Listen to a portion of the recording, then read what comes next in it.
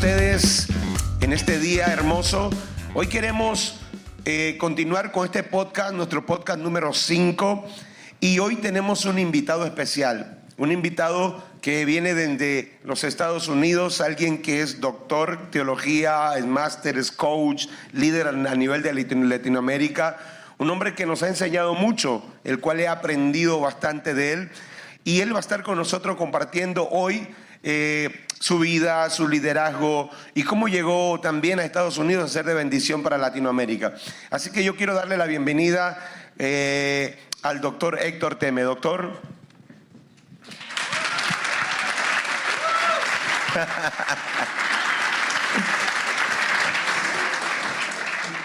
Les habían dicho que no hagan ruido, les cuento para los que están escuchando la grabación. Bien, estamos muy bien, contentos de estar aquí con ustedes, un tiempo especial.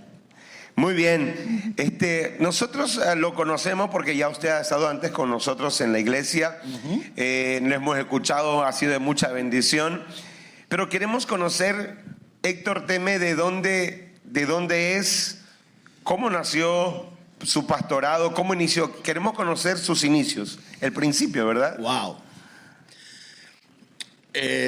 Nací de una madre judía.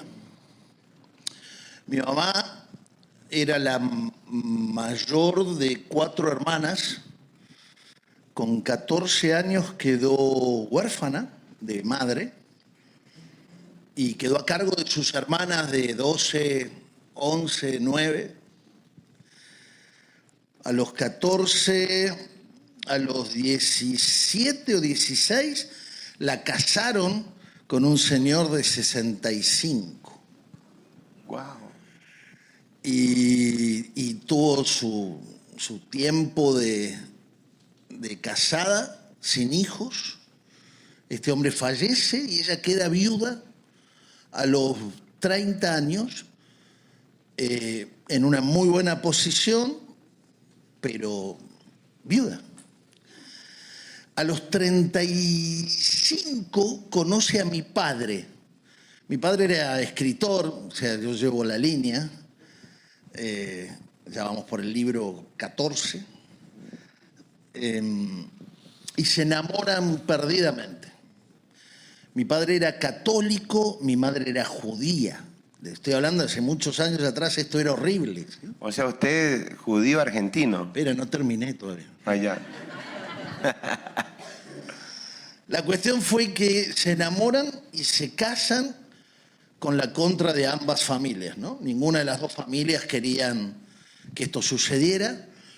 Y mi madre, que se llamaba Rebeca, queda embarazada. Y cuando queda embarazada, empieza a tener problemas en su embarazo. Y va al médico y le dice el doctor: mira, Rebeca, vas a tener que abortar. Está en peligro tu vida o la vida del niño o los dos. Y ella contaba que ella salió de allí y enfrente había una iglesia. En esa época las iglesias todavía dejaban las puertas abiertas. Y entró a la iglesia, una iglesia católica, y vio una imagen de Jesús, ¿sí? Una cruz. Y se arrodilló. Le dijo: yo quiero tener este hijo. Este es el fruto del amor. Por años busqué amar y tener el fruto del amor. Yo quiero tenerlo. Y si lo tengo, te lo entrego y me convierto. A los meses nací yo. Y mi madre, una mujer de promesas, se convirtió. Y se convirtió en una ferviente cristiana, en lo que se conocía en esa época. Ella iba abriendo capillas, recuerdan que le había quedado un buen dinero, y abría, con ese dinero iba abriendo iglesias, ¿sí? Iglesitas. Y yo tenía 2 años, iba recorriendo con ella las iglesias que ella abría. Me acuerdo en esa época que la comunión católica era a los 7, 8, pero como mi mamá era la que había abierto la iglesia, yo la tomé a los 5. Y no solo la tomé a los 5, sino que fui a la mañana y a la tarde, por las dudas, ¿sí? Y el cura me decía, pero usted ya vino a la mañana, no importa, no importa, le decía yo quiero de nuevo, sí, 5 tenía. A los 11 coordinaba grupos parroquiales. A los 18 era miembro de la Prioridad Juventud en la Argentina, 22 líderes que liderábamos toda la juventud católica en Argentina. Pero tenía el corazón vacío. Wow. Así que un día le digo a Dios, Dios, me he pasado todos estos años buscándote y haciendo cosas, pero acá no encuentro nada. Así que me fui a trabajar, me fui a una inmobiliaria a trabajar. Y había un jovencito que lo encuentro contando monedas. Y le dije, le falta plata. Y éramos los únicos 2 jovencitos que había en ese lugar. Y le digo, mira, si necesitas dinero, yo te presto. Y él me dice, no. Me dice, yo estoy en un programa misionero. Oh, una secta, le digo. Y le dice, ¿un programa misionero? A ver, háblame de eso. Y me empezó a contar. Y me dice, mira, yo le digo, yo soy católico, yo no quiero saber nada con esas cosas. ¿Apostólico romano o argentino? Apostólico argentino romano. ¿Sí? Le digo, la única que te doy la posibilidad, acuérdate, yo llevaba muchos años sirviendo al Señor, entre comillas, ¿no? La única que te acepto, le digo, es Biblia en mano. Biblia en mano. Ah, sí, me dice. Sí, Biblia en mano. Bueno, te ofrezco que sea con tu Biblia, no con la mía, dice él. Y al siguiente día me llevé la Biblia al trabajo. Y el hombre empezó a mostrarme, y por gracia sois salvos, por medio de la fe. Y esto no de vosotros. Y yo veía en mi Biblia que los versículos aparecían. Yo decía, ¿dónde estaba este versículo? ¿Dónde estaba este versículo? Y me acuerdo que en un momento me dice, ¿y tú eres salvo? Y yo no sé, le digo. ¿Con qué se come eso? ¿Qué es eso? Así que hice la confesión de fe, me arrodillé y el Señor tocó mi corazón en ese lugar. Y yo estaba tan contento, que fui y le conté a los católicos. ¿Sí? Y entré en la reunión, y cuando entro en esa reunión, que llevaba un año yendo toda la semana, encuentro que había 7 libros arriba de la mesa que siempre estaban ahí, que eran Biblias, pero que nunca se habían abierto. Y esa fue la última vez que fui. De ahí me fui a un grupo pequeño. Esta iglesia tenía grupos pequeños y estaba hambriento del Señor. Y empecé a recibir, y todo lo que me daban lo recibía. Pero era, imagínense, en esa época yo era peligroso, era un líder católico que estaba dentro de una iglesia evangélica, que estaba tratando de hacer su mejor. ¿Y había su mamá, clase, pastor? ¿Y su mamá que era judía, católica? Mi mamá se había convertido y era católica, mi mamá, y había abierto iglesia y ahora vivía tranquila. Estoy ya a los 18. Pero y usted venía y ahora le dice la Biblia, ahora soy salvo. No dije nada todavía. Ah, todavía nada. No, nada. Mi mamá, nada, ¿sí? Así que había una clase introductoria en ese grupo y yo le digo, bueno, démosla. Me dice, sí, pero tenemos 3 personas y tenemos que juntar 15 para que se arme la clase introductoria. Yo te los traigo, le dije. Y empecé a llamar a todos mis amigos católicos, ¿no? Mira, hay una clase impresionante de Biblia, tú tienes que venir. Y al otro día traje a todos mis amigos. Entonces la iglesia estaba aterrorizada. Pensaban que se la veníamos a tomar, ¿no? Invasión católica. Entonces la iglesia decide poner a su mejor líder a coordinar esa introducción. Y a mí me sientan en el primer asiento, ¿sí? Entonces estaban todos los que estábamos por tomar esa clase introductoria y yo estaba sentadito primero y ahí estaba el líder. Y yo veo al líder y digo, Señor, tú eres bueno. Pero lo tuyo es increíble. ¿Qué es lo que estás haciendo conmigo? Yo no lo podía creer. Miraba y decía, Señor, tu bendición se derrama cada día. Y ahí fue cuando conocí a mi esposa. Ese líder que estaba ahí terminó siendo mi esposa. Pero yo me enamoré a primera vista, yo la vi. Yo digo que yo me enamoré a primera vista y que Laura se enamoró como a octava, ¿sí? Esto lo voy a contar mañana en el evento de parejas. Ya terminó. Y entonces, en ese evento, ese día aparte me acuerdo que en el primer break que tuvimos me acerqué a Laura, le dije, Laura, tú te vas a casar conmigo, ¿sí? Y Laura me miró así. Y me dijo, pibe, hacé la fila, ¿sí? Bueno, terminó esa clase, el Señor tocó mi corazón de una manera especial, pero las madres de todos mis amigos empezaron a inquietar. Y un día escucho a mi mamá, teníamos 18, 19, escucho a mi mamá decirle a la madre de un amigo, decirle, mire, yo no sé dónde está mi hijo, lo que sí sé es que le está haciendo muy bien. Así que, ¿sabes una cosa? Yo también voy a ir, le dijo. Y mi mamá empezó a venir conmigo después de esa clase a la iglesia. Y se convirtió. Así que, después de eso, seminario, salí de misionero. Y allá por los 23, ya casados con Laura. Después de haber regresado de un año de servir en Tucumán, fue que tuvimos nuestra primera iglesia como pastores. Increíble la historia, ¿no? Muchas veces uno conoce al predicador, pero no conoce el trasfondo. Uno conoce al que nos da la charla, nos imparte tanta bendición, pero no conoce el trasfondo. Y yo no sabía pastor, de que usted tiene sangre judía. Realmente es no sé, una bendición tener también igual sangre judía, descendencia judía. Qué bueno, qué bueno. Y mi apellido materno es Abraham. No es Abraham. Abraham, sí. Wow. Ahora entiendo muchas cosas. Pastor, y nos ha contado su historia. Usted comenzó a pastorear, usted nos hablaba de que usted más o menos en Argentina pasó pastoreando. ¿Qué cantidad de tiempo pasó pastoreando en Argentina antes de llegar a Estados Unidos? El año 88 al 2005. Al 2005 pastoreando. ¿Y cómo es su llegada a Estados Unidos? ¿Cómo es su llegada a Miami? ¿Cómo así? ¿Por qué llegó? Si usted ya tenía un ministerio o ya estaba pastoreando, ya tenía gente a quien guiar. ¿Cómo es su llegada a Estados Unidos?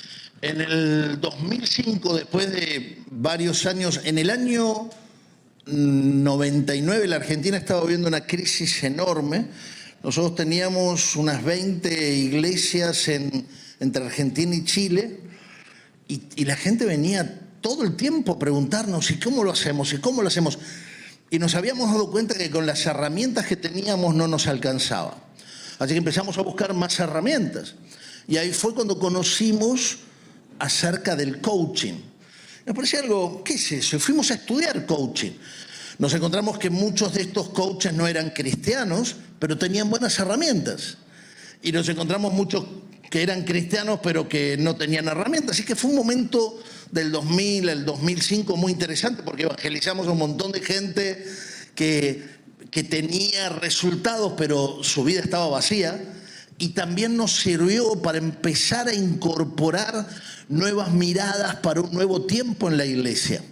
Y así fue como en el 2005 Dios nos habla que teníamos que renunciar al pastorado. Esto es una locura. Yo no se lo recomiendo, ¿eh?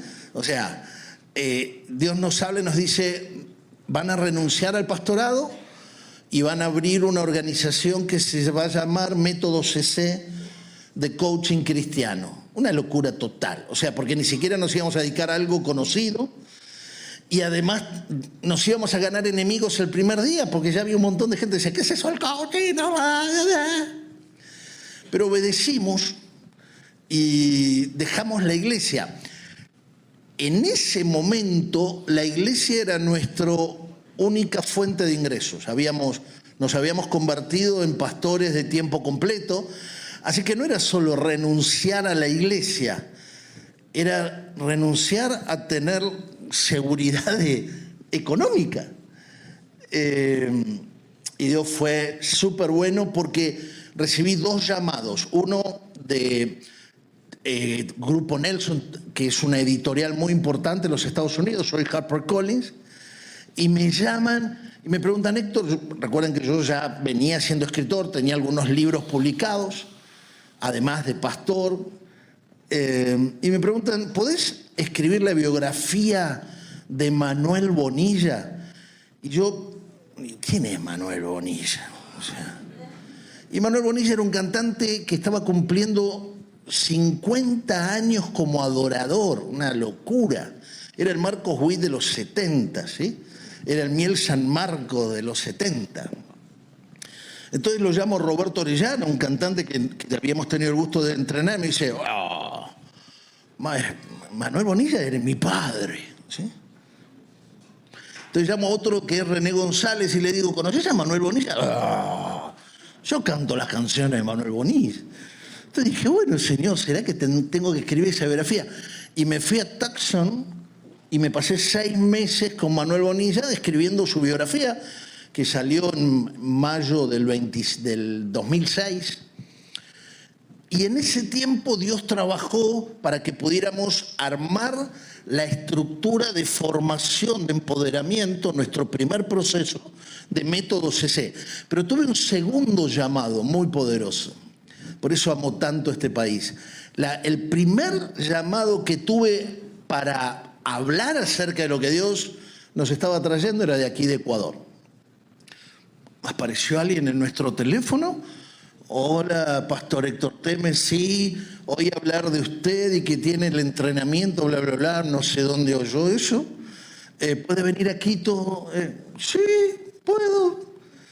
Y me acuerdo que llegué a Quito y cuando pasé por la aduana, yo estaba acostumbrado a las aduanas americanas, ¿no? Que te miran feo diciendo no te vas a quedar, ni se te ocurra, ¿eh? Y acá una mujer, me acuerdo su cara, me miró y me dijo, bienvenida al Ecuador, bienvenido al Ecuador. Una sonrisa. Cada vez que entré al Ecuador recibí lo mismo, bienvenido al Ecuador. Así que yo creo que esta es una tierra bendita y Dios la ha usado en diferentes etapas de nuestras vidas para diferentes cosas. Con los años hemos entrenado gobiernos. He tenido el privilegio de haber entrenado gobiernos aquí en el Ecuador durante varios años. Hemos entrenado multinacionales que facturan $600 millones aquí en el Ecuador. He sido el coach de Vilaseca, de Intaco, del gobierno de Manabí durante varios años. Así que Dios nos llevó a lugares que uno ni pensaba el día ese que le dije al misionero, ok, traigo mi Biblia mañana, ¿no? Así que así fue como en el 2005, bueno, me preguntaste de cómo llegamos a Estados Unidos. Correcto, ¿cómo llegó allá? Y entonces empezamos a entrenar gente que le empezó a ir muy bien y en el 2007 nos llama Unilit y nos dice, ese material de coaching cristiano queremos publicárselo. Yo he tenido el privilegio de publicar con las grandes editoriales. Recuerdo que allá teniendo 20 Dios me había hablado que así iba a ser en mi vida, así que esto era parte de lo que sabía que venía. Y cuando nos ofrece Unilit, ya nuestra organización había crecido mucho en 3 años. No solo viajaba yo, sino que habíamos empezado a formar cientos en ese momento. Hicimos un cálculo desde el 2006 que empezó Método CC a la fecha. Hemos tocado así en reuniones como esta y en entrenamientos a más de 400.000 personas en estos años. Y tenemos muchos graduados. Hay muchas personas que hablan cosas que Dios nos reveló. Y que me ha pasado de escuchar personas decirme cosas y yo sonreír en mi interior y decir, ¿cómo esta persona llegó a pensar esto? Dios a los 20 nos dijo que nos iba a usar para cambiar el pensamiento de Iberoamérica. Y eso hemos hecho todos estos años. Cuando Unilit nos llama, nos ofrece que publiquemos con ellos Logra lo Extraordinario, que es nuestro primer libro de Método CC fuerte, donde enseñamos herramientas, distinciones. Y le dijimos, sí, pero estas son nuestras condiciones. Y entre ellas era mudar la operación a Estados Unidos. Y ellos aceptaron, así que en el 2009 mudamos. Usted nos contaba algo interesante que ocurrió en Miami. Es que cuando usted llega a Miami, usted comenzó a ser coach. Por cierto, coach no solamente en ese tiempo, aún hoy en día yo escucho a gente que está en contra del coach cristiano. O sea, una locura porque es una bendición. Nos dan herramientas para poder mirar hacia el futuro, para poder cambiar las situaciones.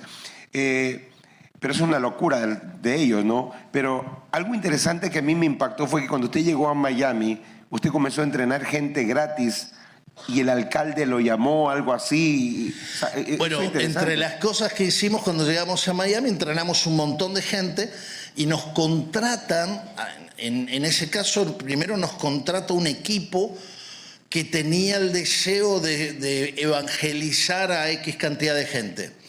Y nos pareció tan bueno el proyecto que nos sumamos al proyecto y durante un año entrenamos a un grupo de personas que iban a evangelizar como a unas 30.000, ¿sí? en un evento.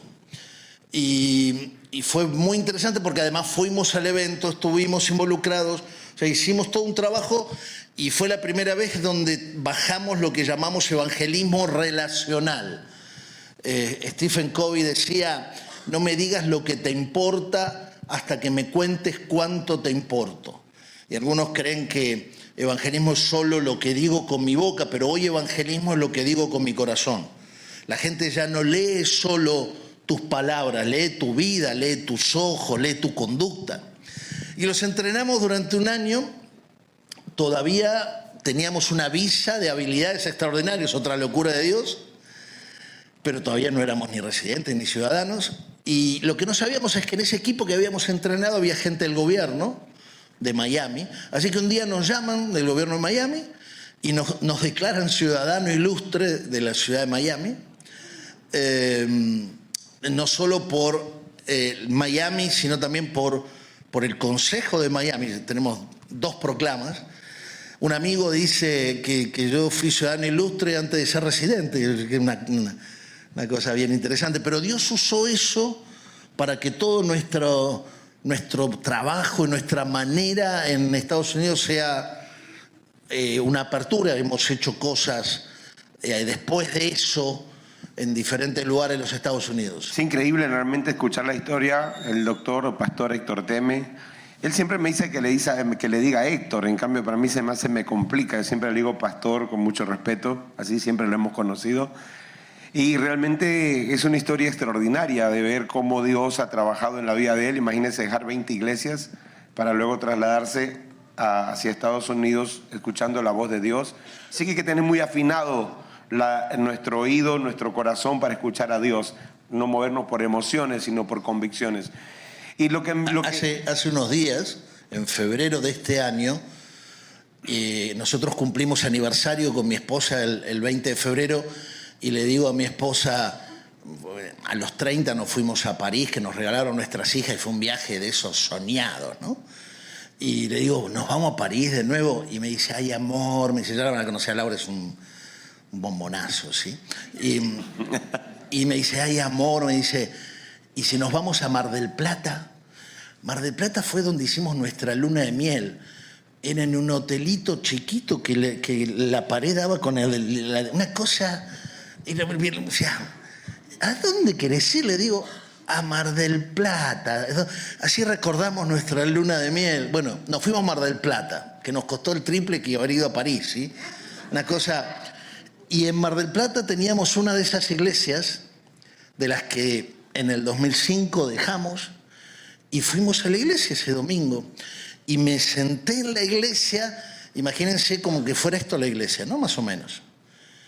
Y todos empezamos a llorar a la vez. Fue una cosa... es la primera vez que me pasa algo así, de alegría llorábamos, ¿no?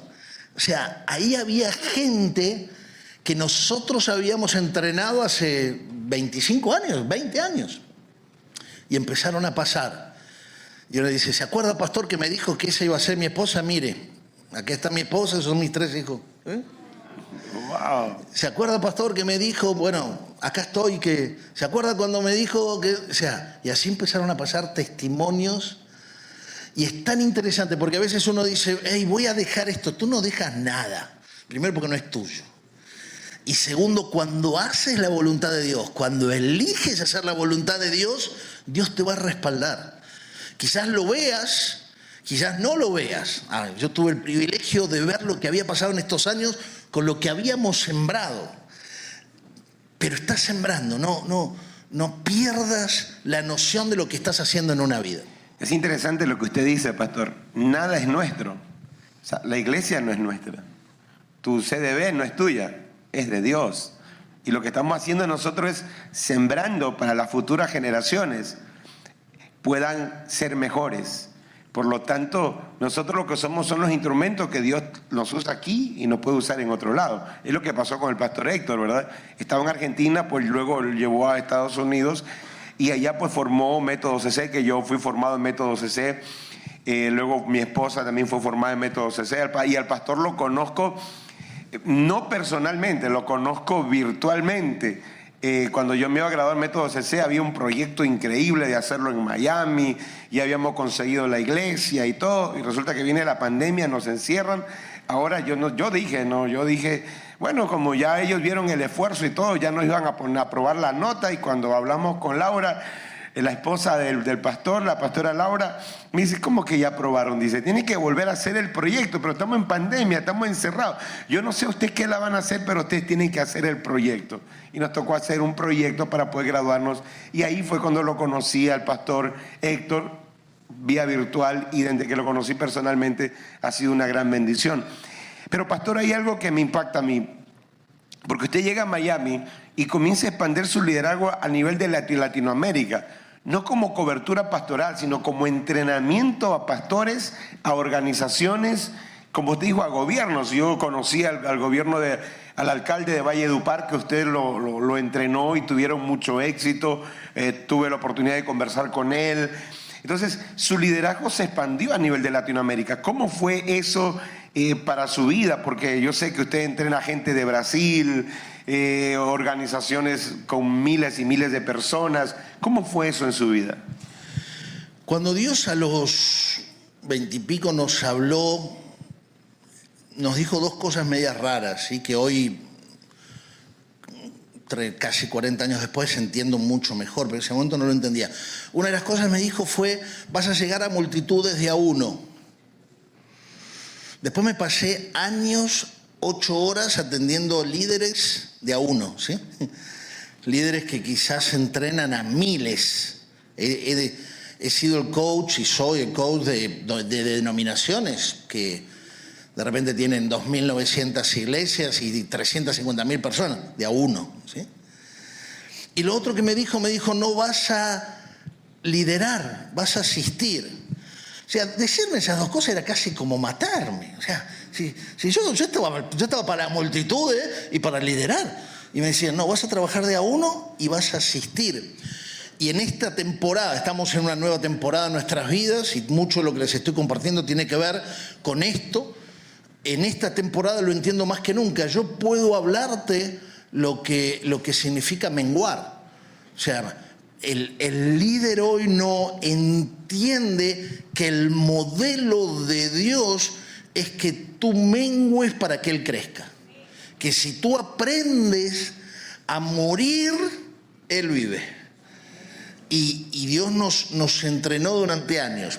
Entonces, nosotros tenemos una organización que es muy poderosa, y muchos piensan, bueno, los vamos a invitar a que vengan y nos entrenen. En esta ciudad, un día me llamó un pastor de una iglesia que tenía como 10.000 miembros en su momento, y ahora tenía 3.000, y me llama y me dice, pastor, me pasa esto y esto.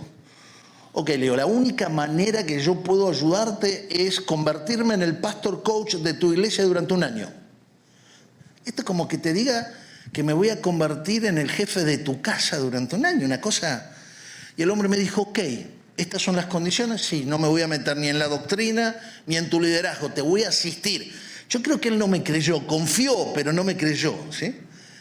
En un año logramos no solo estabilizar la iglesia, volverla a hacer crecer, sino limpiar heridas que la iglesia tenía con divisiones y situaciones. Una iglesia muy importante de la ciudad. Al año en punto les di la mano y me fui. Y Dios es testigo, y todos los que me escuchan y saben de qué estoy hablando son testigos también. Nosotros aprendemos a entrar y salir. Yo digo que Método CC, o todos los que formamos como coaches que van a asistir a líderes, el éxito de un coach cristiano es cuando el coachee tiene éxito, no cuando tú tienes éxito. Nosotros tenemos el ministerio de Felipe. ¿Vieron Felipe que Dios lo llevaba de un lugar al otro y desaparecía? Yo mañana me voy, ¿sí? Te voy a dejar y te voy a dejar para que tengas, ¿sí? Pero me voy, ¿sí? Así que gracias a Dios, Dios nos dio el ministerio de Felipe. Gracias que no nos dio el ministerio de Lenuco. Así que... Qué interesante. Realmente para mí es impresionante porque, bueno, cuando hemos estado en los congresos que hacían, yo conocía a personas de muchos países que vienen a recibir, y eso me impactó mucho. Qué bueno, pastor, poder tenerlo en este tiempo, ha sido una bendición poder escucharlo. Realmente, como les he comentado, yo soy graduado de Método CC, mi esposa es graduada de Método CC, mi hija está ahora en el proceso de Método CC también. ¿Cuándo es tu examen? Así voy. ¿No? Así que mi hija y mi hijo, ¿verdad? Su esposo está en este proceso. Así que, ¿por qué queremos que seguir? Es una bendición poder aprender más y más de ellos. Y toda la iglesia, el liderazgo de la iglesia ha visto el modelo 101 también que pues usted nos permitió ver. Entonces el liderazgo también ha aprendido de Método CC y seguirá aprendiendo de Método CC. Así que, pastor, para nosotros ha sido una bendición poder tenerlo en este podcast. Gracias por su tiempo, gracias por su amor. Pues lo bueno es que usted hoy está y mañana se va, pero el problema, como tenemos el teléfono a la mano, pues va a seguir molestando, entonces va a seguir estando. Entonces va a seguir conectándonos con nosotros. Así que, pastor, gracias por todo, gracias por este tiempo, sus últimas palabras para este podcast, y agradecer a cada uno de los líderes que están aquí presentes en este podcast. Gracias, pastor. Uno de los éxitos más grandes que el adversario ha tenido es crear una generación que no tiene conciencia de mañana. Dejaron de esperar en el futuro, solo tienen conciencia del hoy, por eso necesitan sentirlo. Y este es un éxito del diablo, ¿sí? Y lo que Dios nos está llamando es entender que fe es la certeza de lo que se espera. Porque lo más poderoso de estos tiempos es tener una espera activa. O dicho de otro modo, empezar a volver a poner en nuestro lenguaje la esperanza. Si usted ve en Colosenses, la iglesia de Colosa era ejemplo de amor y fe. Y dice en el versículo de abajo, esto era causa de la esperanza. Entonces, ¿a qué nos dedicamos a diseñar futuro? O a ayudarte a ponerle sentido al propósito de Dios en tu vida. Porque el Señor está volviendo, no va a volver, está volviendo. Así que esperemos, tengamos esperanza, que pronto vamos a estar cara a cara con el Señor. Listo, muchísimas gracias. Yo quiero decirte, tú que nos estás viendo, no te olvides de suscribirte, dale like, activa la campanita si quieres seguir viendo contenidos como estos, porque este se haga levantado para edificar tu vida, para edificar vuestros corazones. Así que el Señor me lo bendiga grande y poderosamente. Nos vemos en el próximo podcast. Dios te bendiga. Chao.